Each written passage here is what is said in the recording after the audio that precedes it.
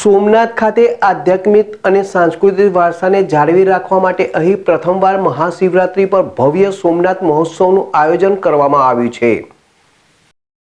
મહાશિવરાત્રી પર્વે સોમનાથ મહોત્સવ 2025નું ઉદ્ઘાટન કરવા રાજ્યના મુખ્યમંત્રી ભૂપેન્દ્રભાઈ પટેલ સોમનાથ મહાદેવના દર્શને પધાર્યા હતા।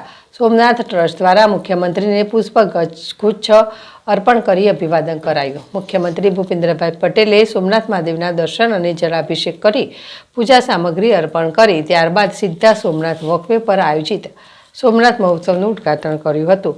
રાજ્યના મુખ્યમંત્રી ભૂપેન્દ્રભાઈ પટેલ આજે પ્રથમ જ્યોતિર્લિંગ સોમનાથ ખાતે આવ્યા છે।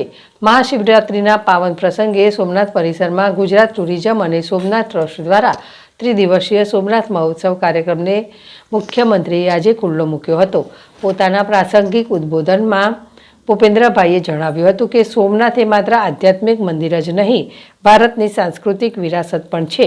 અહીં અદ્ભુત અલૌકિક શક્તિ રહેલી છે। દેશના વડાપ્રધાન નરેન્દ્રભાઈ મોદી સોમનાથ ટ્રસ્ટના અધ્યક્ષ બન્યા ત્યારથી સતત સોમનાથનો વિકાસ વધતો જ ગયો છે।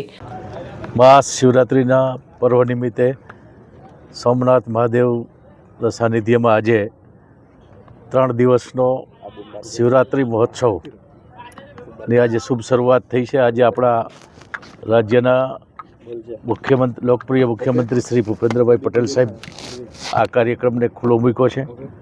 આજના આ કાર્યક્રમમાં પદ્મભૂષણ, પદ્મશ્રી, પદ્મવિભૂષણ છે એવા નામાંકિત કલાકારો આ 3 દિવસ સુધી કલાની આરાધના સોમનાથ મહાદેવના સાનિધ્યમાં કરશે।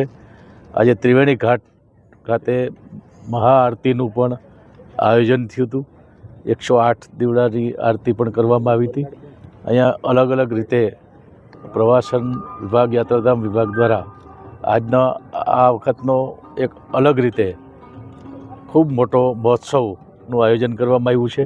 અને આપણે હમણાં એક કાર્યક્રમ જોયો એ રીતના પ્રસ્તુતિ કલાકારો જે કરી રહ્યા છે એનો લાભ જૂનાગઢ, ગીર સોમનાથ અને ભવનાથના બેડામાં આવતા દેશ વિદેશથી જે યાત્રિકો આવશે એ આ મહોત્સવનો લાભ લેશે।